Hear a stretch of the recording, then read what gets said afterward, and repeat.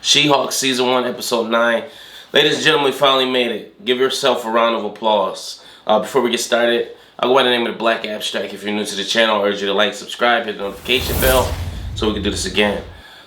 She-Hulk has come to an end. If you're like me, some episodes you were like, wow, this is pretty neat. Some episodes you're kind of like, what the fuck is this? And then some episodes you were kind of like, I'm gonna watch this later.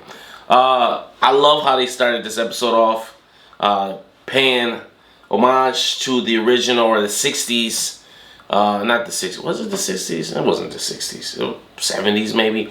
The earlier Hulk TV show, that's how it used to come on, kids. If you don't know, do some Googles, check it out.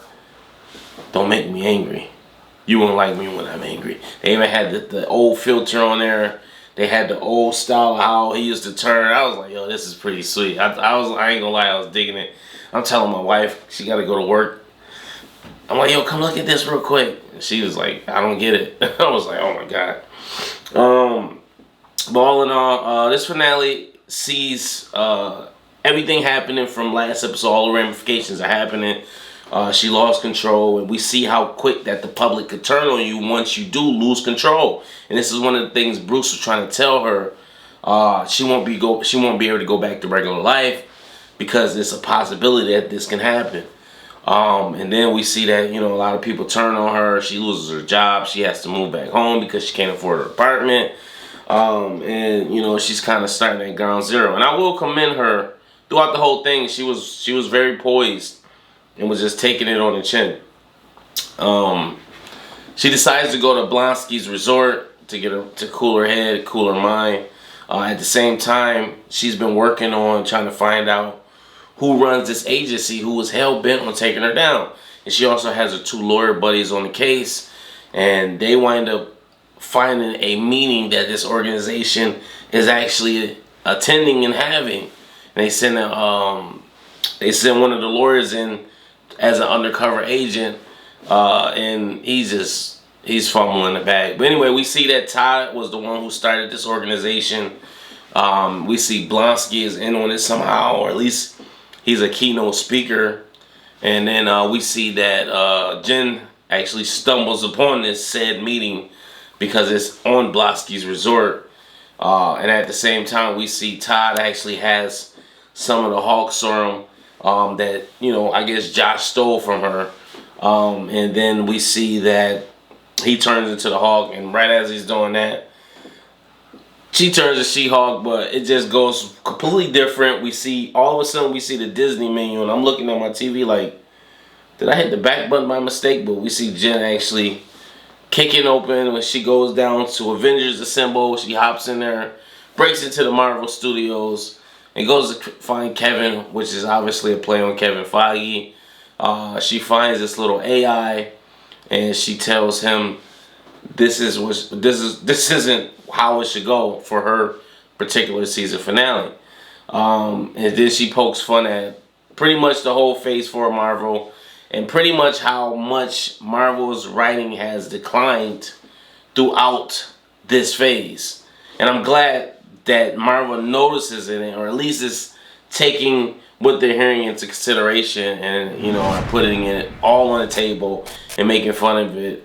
And hopefully this will show improvement from here on with the writing. Maybe that'll change with Black Panther, Wakanda Forever, or who knows, maybe we'll continue getting subpar movies in Phase 4. I don't know. I hope no. They better change it around. They work too hard, and they kind of just, oh yeah, that's cool. Oh, cool. Okay, I guess that's good. So it's funny. We see all these people at the writers' table when she first came in there, and they're throwing out all these ideas, and you know, before she goes to meet Kevin. But then she makes fun of all the Avengers pretty much. You know, saying they got daddy issues, and she even throws in a shot at the X-Men. And then she changes how the finale went. She wants Bruce out of there because Bruce came out of nowhere. It made no sense.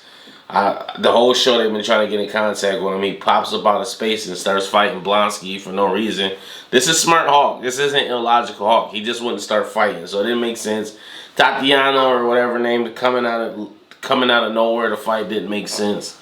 And then Todd actually getting the Super Hulk serum was kind of stupid. When he got it, I was like, really? You think about to make him a Hulk? Like, come on. So she decided to rewrite everything. She said, you know, he shouldn't get the serum because that's villainizing the Hulk. And then, you know, she wanted to throw Daredevil in there. So we got PG-13 Daredevil again.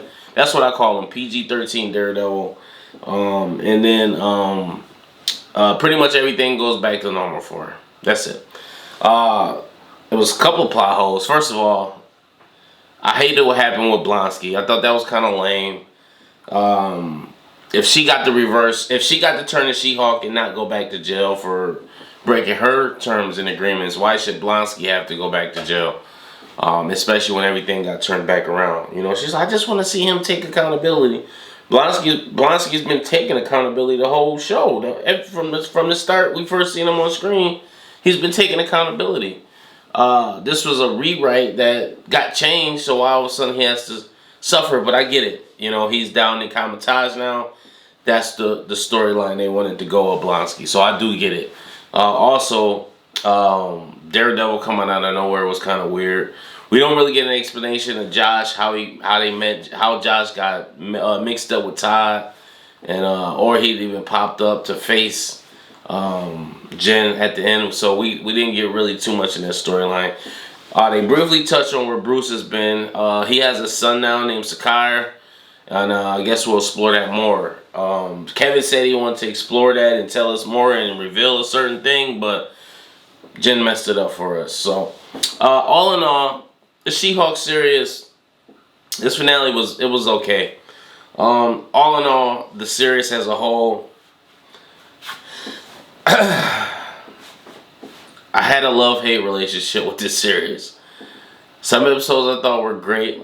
Some episodes I thought were Some episodes were just completely awful. And some episodes were just okay. As a whole, if I had to rate everything, because I rate everything with mics, I would give She-Hulk a 3 out of 5. I thought it was okay. I actually like the lawyer side of it. I like her solving cases and trying to figure stuff out.